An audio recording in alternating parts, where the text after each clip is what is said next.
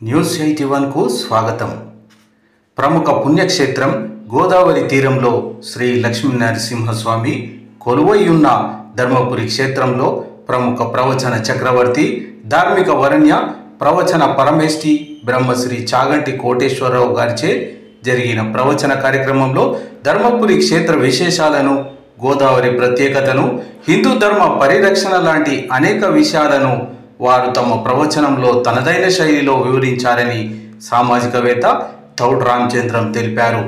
ఈనాటి ఈ కార్యక్రమంలో జిల్లా కలెక్టర్ సత్యప్రసాద్, మంత్రి అడ్లూరు లక్ష్మణ్ కుమార్, నాయకులు, వేలాదిగా తరలి వచ్చిన భక్తులు, ప్రజలు తదితరులు పెద్ద ఎత్తున పాల్గొన్నారు. స్వామివారి దేవస్థానం ధర్మకర్తల మండలి చైర్మన్ గారు, అదేవిధంగా కార్యనిర్వహణాధికారి గారు, అర్చక బృందం, వైదికులు, శ్రీ బ్రహ్మశ్రీ చాగంటి కోటేశ్వరరావు గారికి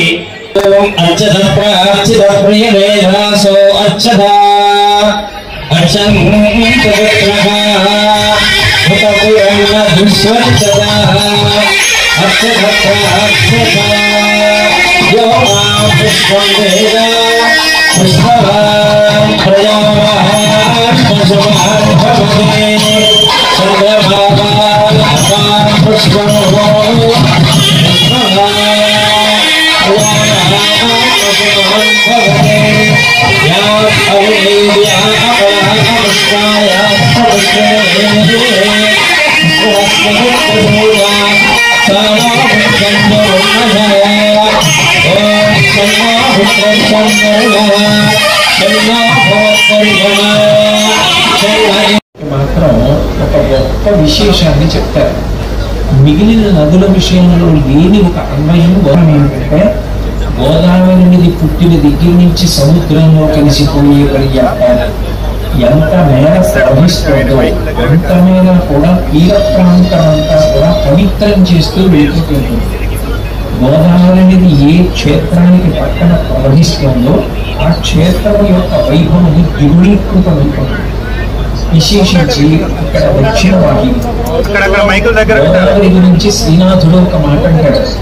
ఆపాపాలైనటువంటి పదవిని ఉద్దేశించి అటువంటి పేరుతో పిలిచారనుకోండి, చిన్న అబద్ధాలు చెప్పాను అని అనుకుంటే మీరు రత్నాచలం క్షేత్రానికి వెళ్ళినప్పుడు అమ్మసత్రంకి వెళ్ళండి.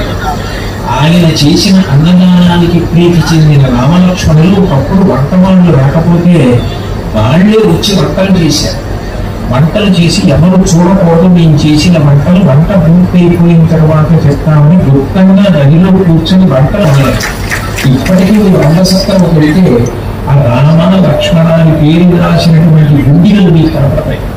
అంటే గోదావరి నదికి భారీ సముద్రంలోకి దిగితే సముద్ర జలములు ఆయన రోమకూపాలలోకి సరిపోలేదు.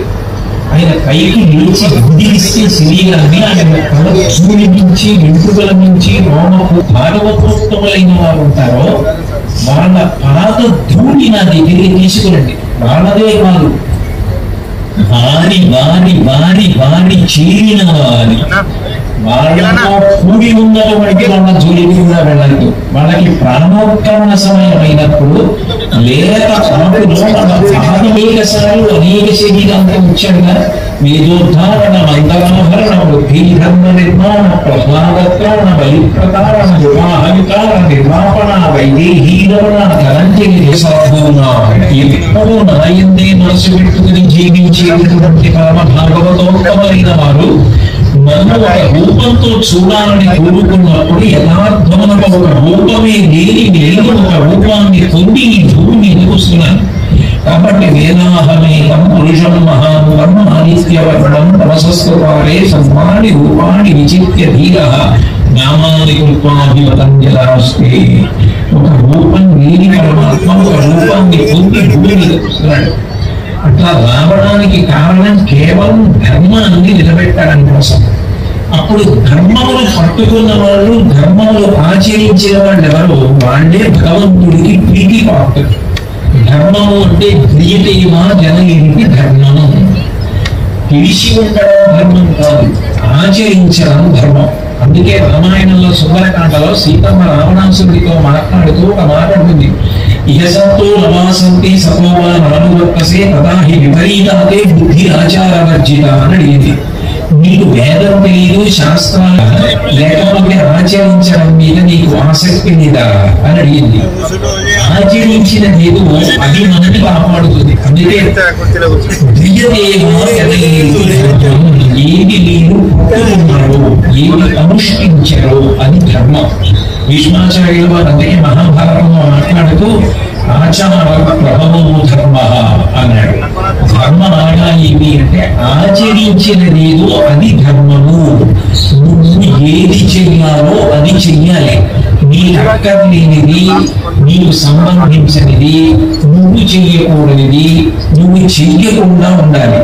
నువ్వు ఏది చెయ్యాలో, ఏ కాలమునందు చెయ్యాలో, ఏ దేశమునందు చెయ్యాలో అది నువ్వు చెయ్యాలి. ఏది చెయ్యాలో ఏది చేయకూడదో చెప్పవలసిన వాడెవరు అంటే భగవంతుడే చెప్తాడు. వ్యక్తులను చెప్పమన్నారు అనుకోండి, మనకిష్టమైంది నేను చెప్తాను, వేరొకరికి ఇష్టమైంది వేరొకరు చెప్తారు. అట్లా కాదు. ఎప్పుడు ఒక్కటే చెప్పాలి అంటే అందరూ ఇది పాటించాలి అని చెప్పాలంటే భగవంతుడు చెప్పబడింది. లేదా అందరూ భగవంతుని యొక్క ఊపిరి, నేను నా ఊపిరి రెండు కాదు. నేను ఊపిరి తీసి విడిచి పెడుతున్నప్పుడు నా ఊపిరిని వాక్కుగా మారుస్తాను. అందుకే నా వాక్కు నా ఊపిరి నేను ఒక్కటే ఉంటాను. భగవంతుని యొక్క ఊపిరే భగవంతుని యొక్క సమస్త శాస్త్రములను, కావ్యములను, పురాణములను పిండేస్తే అందులోంచి వచ్చేవి రెండు అక్షరాలు ధర్మం. ఈ ధర్మమును చెప్పడం కోసమే సమస్త పురాణాలు, కావ్యాలు, శాస్త్రాలు అన్నీ వచ్చాయి. ఆ ధర్మాన్ని పట్టుకున్న వాడెవరో ఆయన పరమేశ్వరుడికి అత్యంత ప్రీతిపాత్రుడు. ధర్మము నిరంతరము మారిపోతుంది. నిరంతరము మారిపోయిన ధర్మాన్ని పట్టుకున్నవాడు మానవి సత్యమునందు ప్రవేశిస్తమే మాట్లాడాలి. ఇక్కడ కూర్చున్నప్పుడు అది ధర్మం, అక్కడ కూర్చున్నప్పుడు మాట్లాడకుండా వినడం ధర్మం. ఇక్కడ కూర్చుంటే శాస్త్రము చెప్పినది మాట్లాడటం ధర్మం. నా భార్య ముందు నిలబడితే భక్తులు ధర్మం, నా కూతురు ముందు నిలబడితే తండ్రి ధర్మం, నా కోడల ముందు నిలబడితే బావగారి ధర్మం, నేను కార్యాలయానికి వెళ్ళిన రోజులలో ఉద్యోగి ధర్మం, నేను ఊరిలో తిరిగినప్పుడు పూర్ణ ధర్మం, నేను నా అన్నగారి నుండి నిలబడుకోకూడదు, అలంకారం చేసుకోకూడదు, తాంబూలం వేసు, ధర్మపత్నితో కలిసి ఉండవచ్చు, కామము ధర్మము చేత ముడివేసి సంతానం అన్న అర్థమును పొందవచ్చు. గృహస్థు ధర్మం మారిపోతుంది. వానప్రస్థు ధర్మం ఇది ఆచరించాలో చల్లాసు. ఆవు బిడ్డ దూరం వెళ్ళినట్టుగా వేదం వెనక స్మృతి వెళ్తుంది. శృతి తెలుసుకుంటే వేదం చదువుకున్నా ధర్మం తెలుస్తుంది. నేను వేదం చదువుకోలేదండి అంటే స్మృతి గ్రంథాలు చదువుకుంటే ధర్మం తెలుస్తుంది. నాకు వేదము తెలియదు, స్మృతి తెలియదు అండి అంటే పురాణము చదువుకోమంటారు. పురాణ ప్రవచనం దేని కొరకు పెట్టారు అంటే ధర్మాన్ని తెలుసుకోవడం కోసం. చరిత్ర వేరు, పురాణం వేరు. చరిత్ర ఒక రాజు ఎప్పుడు పుట్టి ఎప్పటి వరకు పుట్టి ఎప్పుడు చనిపోయాడో చెప్తుంది. పురాణం అట్లా కాదు, జీవుడు ఏమయ్యాడో చెప్తుంది. చేసిన పాపపుణ్యములకు మళ్ళీ ఎక్కడ పుట్టాడో, ఏమని భవించాడో. పెద్దలైన వారు, శాస్త్రము తెలిసిన వారు ఎట్లా ప్రవర్తిస్తారో మిగిలిన వారందరూ వారిని చూసి అట్లాగే ప్రవర్తిస్తారు. కాబట్టి శిష్టాచారము ధర్మం. ఐదవది అంతరాత్మ. మనకి ఏమీ తెలియకపోయినా తప్పు చేస్తున్నప్పుడు లోపల నుంచి ప్రమోదం వినపడుతుంది. వద్దు, ఈ పని చెయ్యకూడదు, తప్పు, ఇట్లాంటి పని చెయ్యకూడదని లోపల నుంచి ప్రమోదం వినపడుతుంది. అంతరాత్మ ధర్మం. ఐదు ధర్మములకు ప్రమాణములు. అటువంటి ధర్మమును ఎవడు పట్టుకుంటాడో వాడిని రక్షించడం కోసం భగవంతుడు వారి వెంట పరిగెడుతుంటాడు. ఆయనని రక్షించమని అడగక్క, నేనే రక్షించకపోతే అసలు నేనున్నానని లోకం ఎలా నమ్ముతుంది? కాబట్టి నేను వాడిని రక్షించుకోవాలంటాడు. మహాభారతంలో ధర్మరాజు గారు, భీముడు, అర్జునుడు, నకులుడు, సహదేవుడు వీళ్ళ ఐదుగురు ఎంతసేపు అట్లాగే వాళ్ళు బ్రతికారు. అట్లా బ్రతికారు కాబట్టి వాళ్ళని రక్షించుకోవడం కోసం అవసరమైతే బాణపు దెబ్బలు తాను తిని రక్షించుకున్నాడు. కృష్ణ పరమాత్మగా ఇప్పుడు వచ్చేటువంటి ధూళి మీద పడిపోయి చెమటతో తడిసి ముద్దైపోయి వెనక ఉన్నటువంటి అర్జునుడిని కాపాడుకున్నాడు. కురుక్షేత్ర సంగ్రామం అంతా అయిపోయిన తర్వాత నదీ తీరానికి తీసుకెళ్లి అర్జునుడిని పిలిచి, నువ్వు రథం దీపోబోయి నీ ఆయుధాలు అవి ఏమున్నాయో తీసుకుని దూరంగా వెళ్ళి నిలబడన్నాడు. అర్జునుడు వెళ్ళి దూరంగా నిలబడ్డాడు. నిలబడిన తర్వాత కృష్ణ పరమాత్మ రథంలోంచి ఒక్క దూకు దూకేశాడు. బొగ్గున కాలిపోయింది రథం. అదేం బాగా అలా కాలిపోయింది రథం అడిగాడు అర్జునుడు. ఇప్పుడు కాలిపోవడం ఏంటి? భీష్మద్రోణాది మహావీరులు ప్రయోగించిన అస్త్రముల చేతి ఇప్పుడు దగ్ధమైపోయింది. నువ్వు ఉన్నావని ఇంతకాలం అది కాలిపోకుండా కాపాడాను. ఇప్పుడు అవసరం తీరిపోయింది గురించి నిన్ను చూపించి వెళ్ళిపోయాడయ్యా అన్నాడు. ధర్మము చాలా చాలా గొప్పది. ఈ క్షేత్రము యొక్క పేరే ధర్మపురి. భగవంతుడికి ధర్మం కన్నా ఇష్టమైనది ఏది? ఆయనకి చాలా చాలా ప్రీతిపాత్రమైనది ఏది అంటే ధర్మాచరణమే. ఎవడు ధర్మాచరణము చేస్తాడో వాడు ప్రత్యేకంగా నన్ను రక్షించు స్వామి అని చేతులు ఎత్తి నమస్కరించి అడగవలసిన అవసరం ఉండదు. వాడు ఒక్కసారి నమస్కారం చేసిన మహాప్రీతి పొందుతాడు ఈశ్వరుడు. సౌందర్యాన్ని చేస్తూ శంకరాచార్యులు వారు అంటారు, శరజ్యోత్సనం శుద్ధం శిశివిత జటాజూటముకుటాం వరత్రాస ప్రాణ స్ఫటిక గుటికా పుస్తకకరాం మధురీనాః పడితయః అంటారు. సకృన్నత్వానత్వ మంచి మనసు ఉన్నవాడు, ఎప్పుడు ధర్మమునందు అనుభూతి కలిగినటువంటి వాడు ఎవరున్నాడో ఆయన చెప్పినది నేను చేస్తానంటాడు. అటువంటి భావన ఎవడు పొంది ఈశ్వర ప్రీతి కొరకు మాత్రమే ప్రవర్తిస్తున్నాడో వాడు కోట్ల జన్మల ఎత్తిన వేదాంతమునందు ఒక మాట అంటాడు, 3 దారులలో వెళ్ళగలిగినటువంటి ఏకైక జన్మ నరజన్మ ఒక్కటే. నేను శాస్త్రం ఏం చెప్పిందో అట్లాగే ప్రవర్తించి ఎప్పుడూ మంచి పనులు చేస్తాను, పుణ్యకార్యములే చేస్తాను. దీని వల్ల నాకు ఉత్తమమైన కావాలని చేసిన వాడు ఎవరుంటాడో వాడు దేవతా పదవులు అని అంటాడు. అంటే వాడికి పుణ్యానికి ఫలితం కావాలని అడిగాడు కాబట్టి ఆయన దేవతా పదవులలో కూర్చుంటాడు. ఎప్పుడు వాళ్ళు నిర్దేశులు 30 సంవత్సరాల వయస్సులోనే ఉంటారు కాబట్టి భోగం అనుభవిస్తూ ఉంటాడు.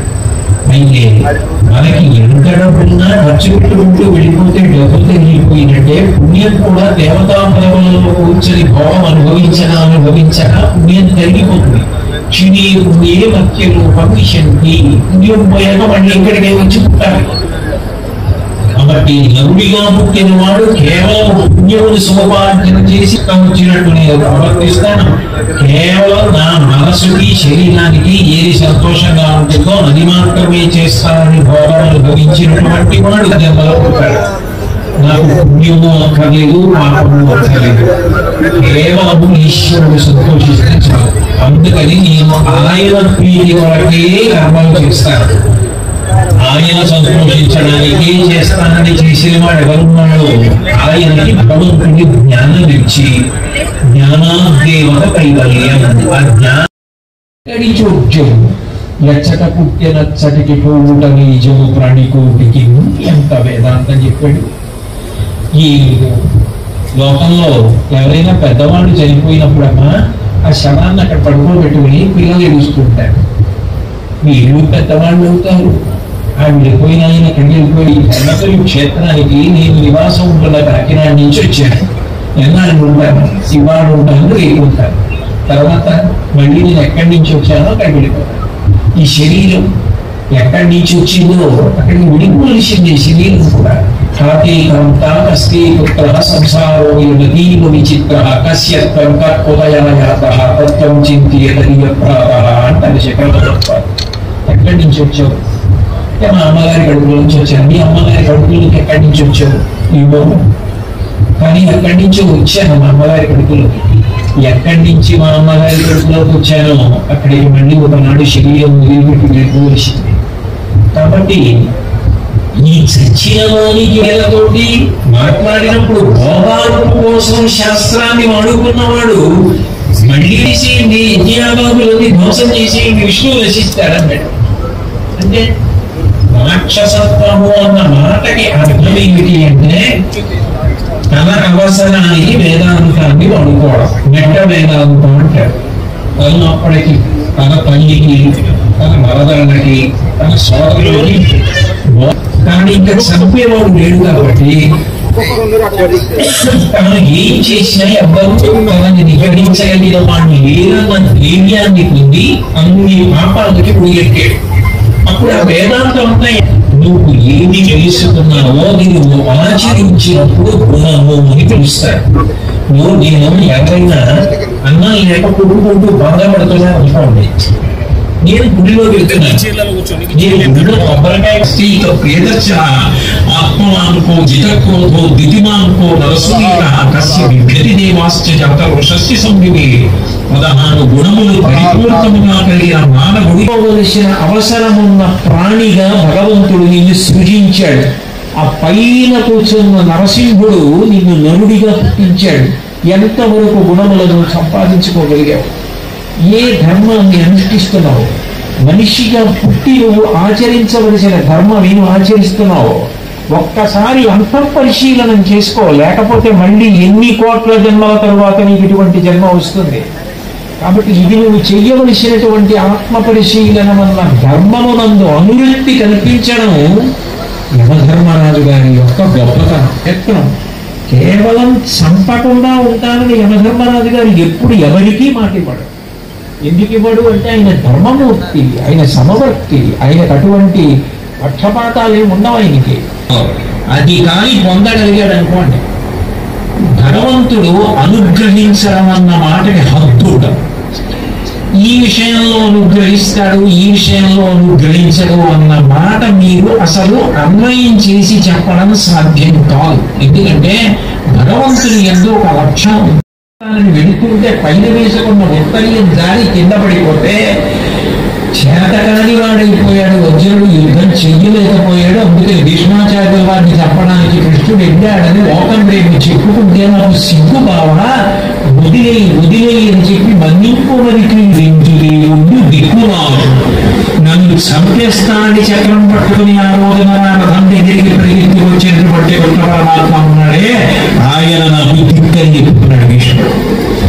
మీరు ఒక్కటి ఆలోచించండి, కృష్ణ పరమాత్మ ఎప్పుడైనా అవతల వారిని చంపాలనుకుంటే చక్రం పట్టుకుని పరిగెత్తుకుంటూ దగ్గరికి వెళ్ళి జుట్టు తీరు ప్రాంతాన్ని చక్రం పట్టు రంపం పెట్టి పూసినట్టు పూసాడు.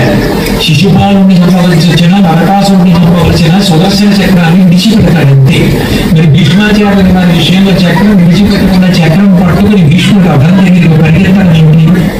అంటే భీష్ముడిని ఇస్తే ఆ ధర్మంలో అనుష్ఠించాడు అనుకోండి, అసలు యమధర్మరాజు గారు అటువంటి వ్యక్తి జోలికి రానియాడు. ఆయనే ప్రతిజ్ఞ చేశాడు. అజామిలోపాఖ్యానం మీకు జరిగితే అందులో ఆయన అంటాడు, ఎవరైతే విష్ణు భక్తులై ఉన్నారో, ఎవరైతే భగవద్భక్తులై ఉన్నారో అటువంటి వాళ్ళ జోలికి మీరు వెళ్ళవద్దు భక్తులారా, వాళ్ళ మీద భాష్యం వేయవద్దు. వాళ్ళ యొక్క పాదములకు ఉన్న పద రజస్సు ధూళిని పట్టుకునండి, మీరు తల మీద చల్లుకుని మీ తల మీద చల్లుతాను. భక్తి అంటే కేవలం భగవంతుడి దగ్గర కూర్చుని స్తోత్రం చేయడం, పూజ చేయడం, బయటకు వచ్చి పాపకార్యాలు చేయడం అయితే అవతల వాళ్ళకి శాంతి కల్పించడానికి కారణం కావాలి. రామాయణంలో హనుమ సీతమ్మ తల్లి దర్శనం వెళ్ళవలసిందే, నరజన్మ ప్రయోజనాన్ని సంతరించుకోవలసింది.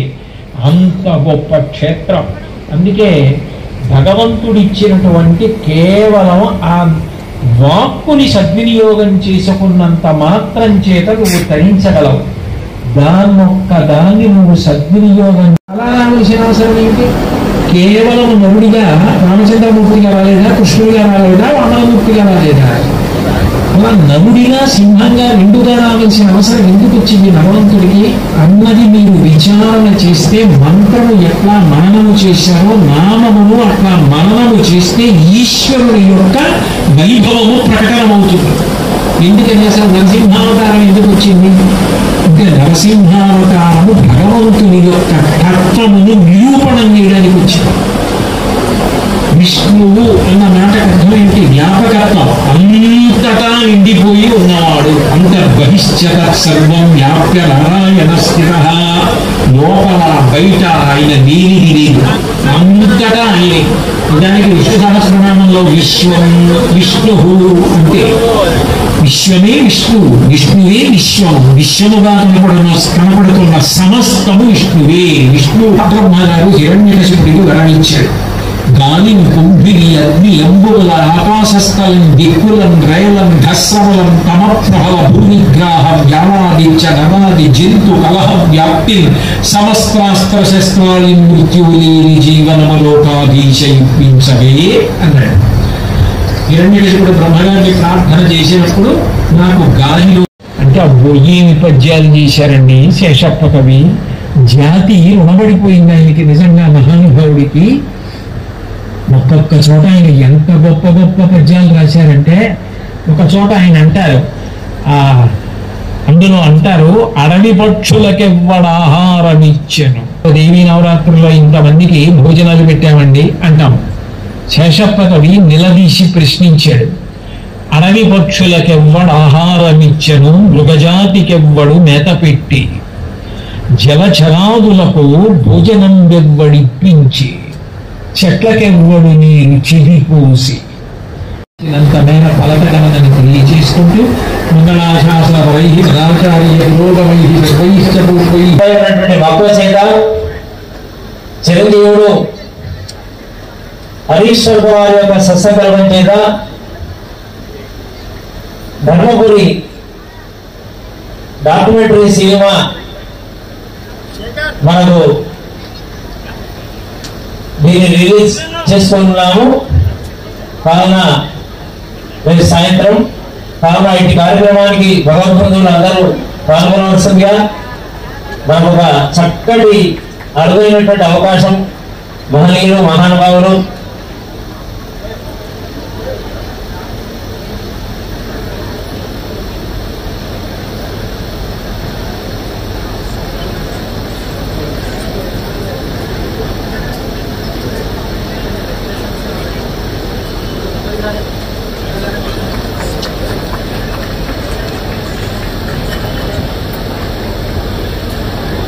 గురువుగారి యొక్క సూచన మేరకు ధర్మపురి క్షేత్రానికి సంబంధించినటువంటి డాక్యుమెంటరీ ప్రోమో ఆవిష్కరణ కార్యక్రమం ప్రారంభమవుతుంది. అదేవిధంగా 6:30